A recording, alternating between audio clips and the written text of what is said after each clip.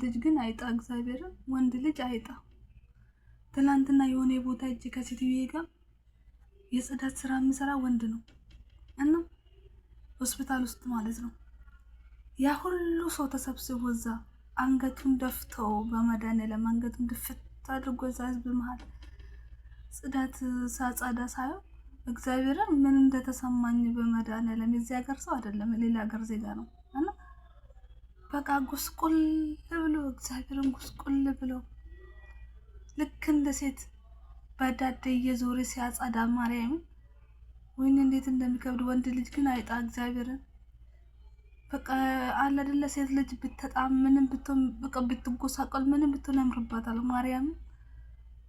ግን በቃ እሱ እንደዛ ጉስቁል ብሎ ሲያጸዳ ሲሰራ ሳየው አረ በስመ አብ በጣም ከባድ ነው ማርያም። እኔ በጣም ነው የከበደኝ። ያ ሁሉ ሰው አይን እሱ ላይ ነው።